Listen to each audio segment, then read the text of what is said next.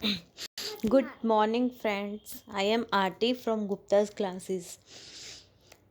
अभी तक जो CET यानी कि HSSC ने जो कॉमर्स बेस्ड प्रीवियस एग्ज़ाम्स लिए हैं आपके, हम उन्हीं के क्वेश्चंस को कर रहे थे। आगे भी उन्हीं को कंटिन्यू करते हैं। ओके, देखिए आज के लिए हमारे पास फर्स्ट क्वेश्चन जो है वो देखिए क्या होगा।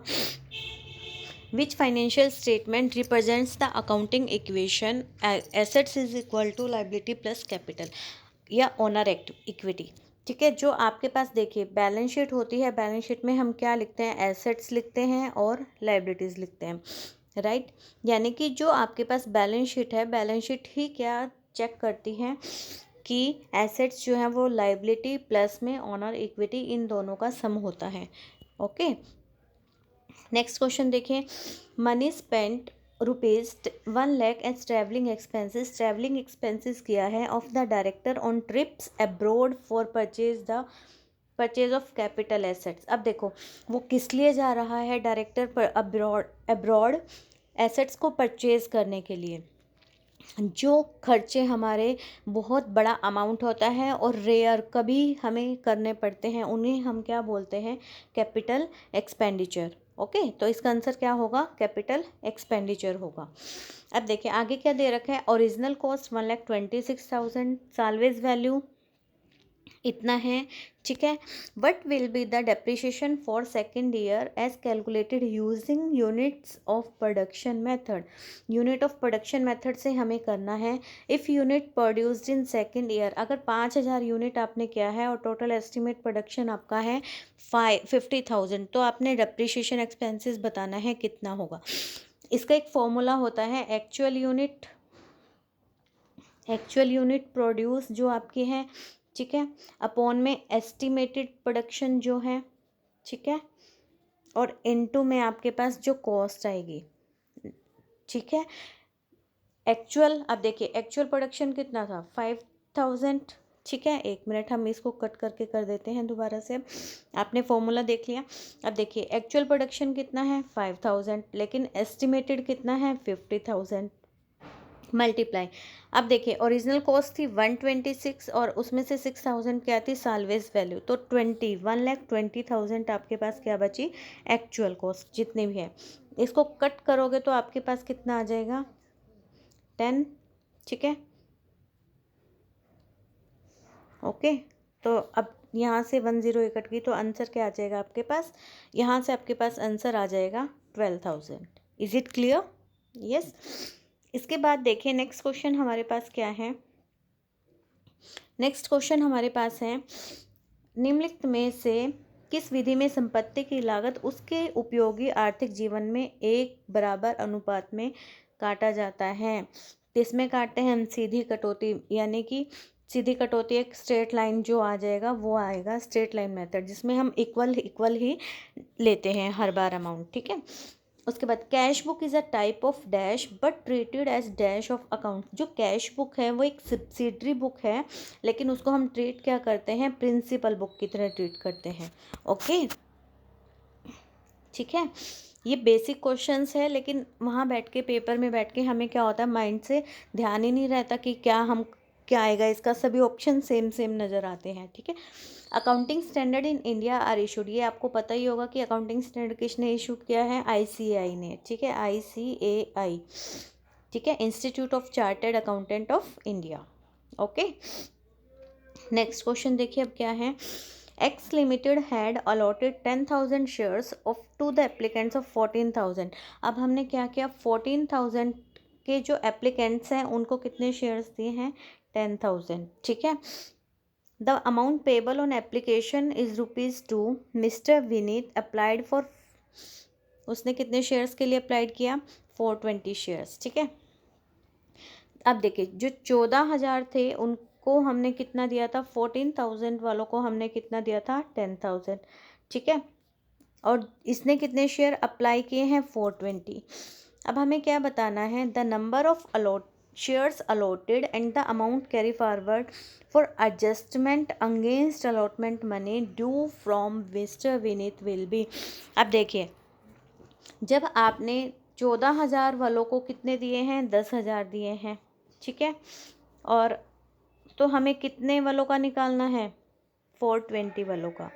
कट कर दो इसको, 30 से 30 कट गई, 14 3 यानी कि 300 शेयर्स आएंगे। अब देखो यहीं से आपका आंसर टिक हो जाएगा। अब शेयर्स इसमें 60 है, ये भी गलत है, इसमें 320 है, ये भी गलत है, इसमें 340 है, ये भी गलत है। 300 शेयर्स किस में है, सिर्फ इसमें डी पोर्शन में, तो यही आपका आंसर हो जाएगा। ओके, अब देखिए सिंपल, उसने आगे क्या दिया हुआ है कि आपके पास पूछा हुआ है कि अलॉटमेंट पे आप कितना एडजस्ट करोगे। अब देखो एप्लीकेशन मनी कितनी थी, 2 रुपीज़ थी। उसने अप्लाई कितने के लिए किया था, 420, यानी कि उसने एप्लीकेशन मनी भी कितने पे कर रखी है, 420 पे। बट उसको शेयर अलॉट कितने हुए हैं, 300, यानी कि कितने शेयर्स एक्स्ट्रा हैं, 120। तो इतने पे 2 रुपीज़ जो उसने अमाउंट एप्लीकेशन मनी का पे कर रखा है, उसे हम क्या कर देंगे, अलॉटमेंट पर एडजस्ट कर देंगे। Okay, is it clear? Next question देखिए क्या दिया हुआ है आपके पास। In the books of Day Limited the machinery account shows a debit balance, आपके पास दिया हुआ है ऑन 1 अप्रैल, ठीक है। The machinery was sold on 30 September 2013। Okay, the company charge depreciation 20% depreciation वो चार्ज कर रही है on diminishing balance method. Find depreciation 1213, आपको 1213 का फाइंड आउट करना है डेप्रिशिएशन। तो देखो 1213 का तो पूरे ईयर का लगेगा, 60,000 है, ठीक है, मशीनरी का अकाउंट। तो 60,000 पर हम कितना निकालेंगे, 20%, वो आपके पास कितना आ जाएगा, 12,000। इसका मतलब देखो अब डेप्रिशिएशन 12,000 होना चाहिए, इसमें कितना है, 6,000, गलत। बी में 9,000, ये भी गलत। 4,800, ये भी गलत। इसमें 12,000 है, तो ये आंसर आपके पास करेक्ट हो जाएगा, ठीक है। अब हमें एक चीज़ और फाइंड आउट करनी है कि डेप्रिशिएशन तो हम फाइंड आउट कर चुके हैं, profit and loss on sale of machinery. अब देखिए आपके पास मशीनरी थी कितने की, आपके पास मशीनरी है देखो कितने की, 60,000 की। फर्स्ट ईयर डेप्रिशिएशन कितना लगा, 12,000, बची कितनी, 48,000। अब नेक्स्ट ईयर आपने कब सेल किया, वो 30 सितंबर को, यानी कि अप्रैल मई जून जुलाई अगस्त सितंबर। अब 48,000 पे 20%, यानी कि 9,600 पूरे साल का हुआ, लेकिन हमें कितना लेना है, हाफ ईयर का। तो 4,800 ही हो जाएगा, इसको सब्ट्रैक्ट कर दो, यहाँ से कितना बचा वैल्यू, 43,200। ये आपकी वैल्यू बची अब मशीनरी की, बट आपने सेल कितने में किया उसको, 30,000। अब 43,200 में से जब ये माइनस करोगे तो आपके पास प्रॉफिट लॉस कितना हो गया, 13,200। Okay, is it clear? Next, इसके बाद नेक्स्ट क्वेश्चन देखिए क्या है। To test whether sales have been recorded, sales हमने रिकॉर्ड कर लिया, तो sales auditor draw a sample from a file, वो किससे सैंपल लेगा, सेल्स इनवॉइस से लेगा। Okay, next, for vouching of which item the auditor is most likely to examine cost records. Cost records यानी कि जो ऑडिटर है वो कॉस्ट रिकॉर्ड की जांच करने के लिए सबसे ज़्यादा क्या चेक कर सकता है, कमीशन अर्न नहीं, बैड डेट्स नहीं, क्रेडिट सेल नहीं, सेल ऑफ स्क्रैप, ठीक है, स्क्रैप सेल कितनी हुई है। Audit of transactions does not include, देखो इसमें मैंने बताया था आपको, ऑडिटिंग मैंने पूरी करा रखी है, प्रोप्राइटी भी होता है, ऑडिट ऑफ रिसिप्ट्स भी होता है, एक्सपेंडिचर भी होता है, परफॉर्मेंस ऑडिट इसमें नहीं आएगा। Okay, next, qualification, which of the following section deal with qualification of auditor. Auditor की क्वालिफिकेशन मैंने आपको सेक्शन 139 to 147 सारे बता रखे हैं कि किस सेक्शन में क्या क्या आएगा। तो ऑडिटर की क्वालिफिकेशन किस में आती है, 141 में। Next, which of the following expenses should not be treated as capital expenditure. अब हमें कैपिटल एक्सपेंडिचर में कौन सा ट्रीट नहीं होगा, expenses paid on installation of plant, ये होगा। Cost of dismantling a building in case of a new building is to be constructed to the land. अब देखिए पुरानी बिल्डिंग को हमने किया है, ठीक है, तो ये आपका कैपिटल में नहीं आना चाहिए। इंजीनियर की भी आएगी जो प्लांट को कंस्ट्रक्ट करेगा। लीगल एक्सपेंसेस भी आपके उसमें आ जाएंगे कैपिटल एक्सपेंडिचर में। ओके, आगे देखिए, auditing standards differ from audit procedure in that procedures relate to audit assumptions नहीं एक्ट्स टू बी परफॉर्म्ड, यानी कि किससे रिलेट करेंगे, जो हम परफॉर्म करेंगे। ओके, जो वो कार्य करेगा। इसके बाद देखिए नेक्स्ट क्वेश्चन आपके पास क्या आता है, विच of the following summarises the characteristics of a soul trader business. Soul trader business क्या होता है? सोल ट्रेडर बिजनेस वो होता है जो एक ही पर्सन अपने बिजनेस को करता है। ओके, यानी कि वही पूरा प्रॉफिट लॉस जो भी होगा वही देखेगा, कैपिटल भी वही लगाएगा। लाइबिलिटी इज लिमिटेड, ठीक है, to the provider of loan finance. The trader has unlimited liability, no, ठीक है। The trader has unlimited liability, no, ठीक है।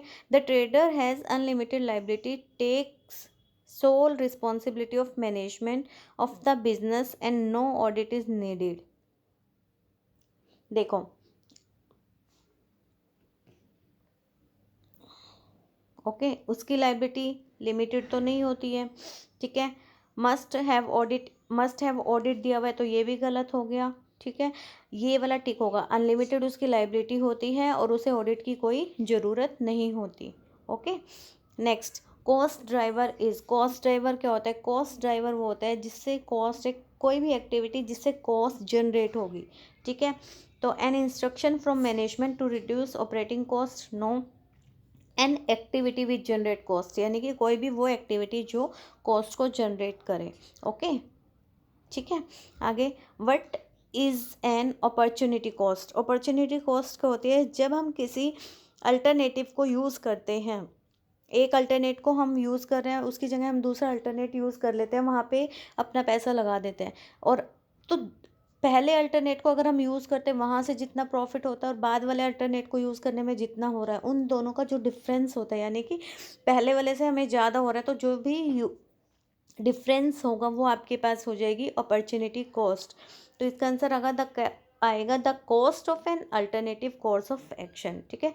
अल्टरनेटिव जो कोर्स है उसका एक्शन करने पे जो भी कॉस्ट है वो आपकी क्या आ जाएगी? Opportunity cost. Okay, next question, what is the double entry required to write off a specific bad debts. Bad debts को राइट ऑफ करने के लिए आप क्या करोगे? डेबिट सेल्स, नहीं, सेल्स का तो इसमें कोई रोल ही नहीं आएगा। Debit profit and loss account, credit debtors, ये ठीक है। प्रॉफिट एंड लॉस के हम डेबिट में लिखते हैं और क्रेडिटर्स में से हम क्या कर देते हैं? सब्ट्रैक्ट कर देते हैं। Okay, profit debit the traders, ये भी रॉन्ग है। Profit and loss debit create provision, हम वहाँ से डायरेक्ट माइनस कर देंगे। Okay, what is the obligation of the director of a limited company. जो लिमिटेड कंपनी होती है उसके जो डायरेक्टर्स हैं उनके क्या दायित्व होते हैं? Send financial statement to employees, no. Send summary financial statement to share holders, no. File copy of financial statement, या रजिस्ट्रार के पास उनको कॉपी जो है वो देनी पड़ती है। Okay, the payment of a preference dividend in a cash flow statement, इसके लिए आपको कैश फ्लो स्टेटमेंट का पूरा परफॉर्मा याद होना चाहिए, ठीक है। तो वो कौन सी एक्टिविटी में आपके पास आएगा? Preference dividend, return on investment, financing activities, investing activities, net cash flow from operations. इसको अभी स्किप करो क्वेश्चन को, ये भी हो सकती है, ठीक है, और फर्स्ट वाला भी हो सकता है। Return on investment and servicing of finance, dividend, payment of dividend, dividend हम पे कर रहे हैं तो रिटर्न ऑन इन्वेस्टमेंट भी आ सकता है, ठीक है। आगे देखिए, ABC limited is a subsidiary of XYZ company if, वो ABC लिमिटेड जो है वो सब्सिडरी कब होगी XYZ की? ओन्स ऑल द शेयर्स, नहीं, जब सभी शेयर्स लेगी, नहीं। All the assets, no. In a position to exercise dominant influence over the financial and operating, yes, जब वो उनको इन्फ्लुएंस करती है फाइनेंशियल और ऑपरेटिंग एक्टिविटीज़ के लिए, ठीक है। और नेक्स्ट है ABC has given us, no, loan के ऊपर डिपेंड नहीं होती है। ओके, अवसर लागत ये हम कर चुके हैं, ठीक है। क्वेश्चन जो अल्टरनेटिव की यूज़ करने पे आएगा, which of the following characteristics of an organisation indicate current ratio. Current ratio जो होती है वो हमारी होती है शॉर्ट टर्म, ठीक है, जिससे हमें करंट एसेट्स और करंट लाइबिलिटीज़ के बारे में पता लगता है। अब इसमें दिया हुआ है the current level of profitability, future level of profitability, investment potential, liquidity of the in short term. जो आपके पास करंट रेशियो है और एक होती है एसिड टेस्ट रेशियो, वेट, एक होती है एसिड टेस्ट रेशियो जिसे आप क्विक रेशियो भी बोलते हो, ठीक है। ये दोनों रेशियो हमारी जो करती हैं वो लिक्विडिटी को, इन्हें हम लिक्विडिटी रेशियो भी बोलते हैं, इनसे हमें अपनी कंपनी की लिक्विडिटी का पता लगता है। Okay, according to which of the following option a cash flow statement is required, किसके लिए अकॉर्डिंग वो बनती है, फाइनेंशियल रिपोर्टिंग स्टैंडर्ड 1, ठीक है। Next, what is an ordinary share dividend. Ordinary share dividend क्या होता है? ऑर्डनरी शेयर डिविडेंड वो होता है, मतलब कि जो कंपनी है, कंपनी का जो प्रॉफिट है उसमें जो शेयर होल्डर्स जो होते हैं वो इन्वेस्टमेंट में चेंज कर लेते हैं। देख, a part of company profit use to reward, जो इन्वेस्टमेंट देने में उनको यूज़ हो जाता है। Interest on money no, expenses भी नहीं होगा, डायरेक्टर्स का रेमुनरेशन भी, तो क्या आ जाएगा, ए पार्ट आ जाएगा। वो आपको डायरेक्ट क्लियरली पता लग रहा है। ओके, आज तक के लिए इतना ही। इन क्वेश्चंस जितना भी हो सके क्वेश्चंस को प्रैक्टिस कीजिए, जो टॉपिक आपके सीईटी में गिवन है, सिलेबस में गिवन है। आज के लिए इतना ही। इन क्वेश्चंस को देखिए, और अगर आपको कोई क्वेश्चन क्लियर नहीं है तो कमेंट कीजिए, I will give you proper solution. Okay, ठीक है, thank you, have a nice day.